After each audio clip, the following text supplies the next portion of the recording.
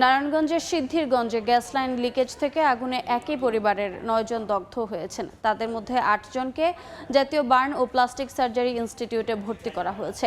বাকি 1 জনকে ঢাকা মেডিকেলের বার্ন ইউনিটে চিকিৎসা দেওয়া হচ্ছে।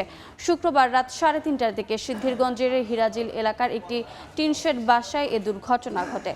জানা যায়, টিনশেড বাড়িতে ভাড়া থাকেন 2 বোন আসমা ও সালমার পরিবার, সঙ্গে তাদের মাও বাসায় বসবাস করতেন। বাড়িটির পাশ দিয়ে গ্যাস লাইনের পাইপ রয়েছে, সেখান থেকেই গ্যাস লিকেজ হয়ে বাসাটিতে ছড়িয়ে পড়ে। রাতে গ্যাস জমে আগুন লেগে গেলে বাসাটি পুড়ে যায়। দগ্ধ হন একই পরিবারের 9 জনই, তাদের মধ্যে 3 জন শিশু রয়েছে। জাতীয় বার্ন ইনস্টিটিউটের আবাসিক সার্জন ডাক্তার সুলতান মাহমুদ শিকদার জানান, বার্ন ইনস্টিটিউটে ভর্তি সবার অবস্থাই গুরুতর।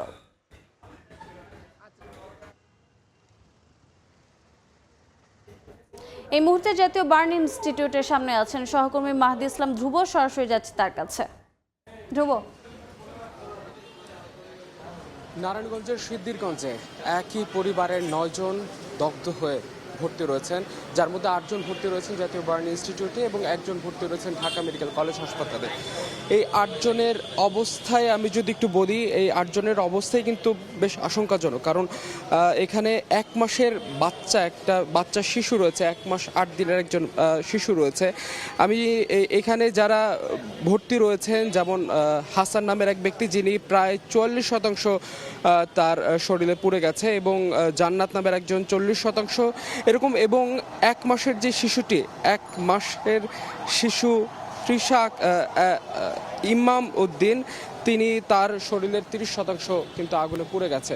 এবং এলাকাবাসীর বরাত দিয়ে যেটি জানা গেছে যে রাত 3টার দিকে এই অগ্নিকাণ্ডের ঘটনাটি ঘটে, এবং তাদের যেটি বক্তব্য যে যেই বাসাটিতে তারা থাকতেন, সেই বাসাটির নিচ দিয়ে কিন্তু গ্যাসের একটি লাইন গিয়েছে, এবং এর আগেও বেশ কিছুদিন আগেও এই বাড়িতে অগ্নিকাণ্ডের ঘটনা ঘটে, কিন্তু তারপরেও কিন্তু কোনো রকম পদক্ষেপ নেয়নি বাড়ির কর্তৃপক্ষ। এবং তারপরে কিন্তু গতকাল রাতে এই হঠাৎ করে রাত 3টার দিকে, 3টার পর কিন্তু এই অগ্নিকাণ্ডের ঘটনাটি ঘটে।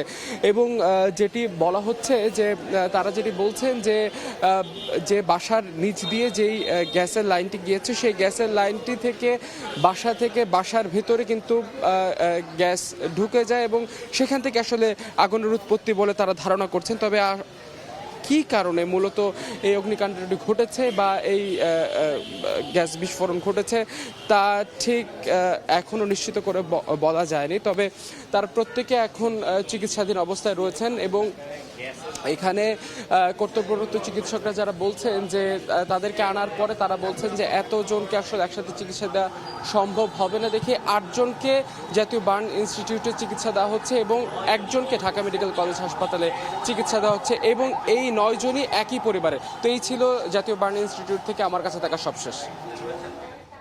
সরাসরি যুক্ত ছিলাম জাতীয় বার্ন ইনস্টিটিউটে।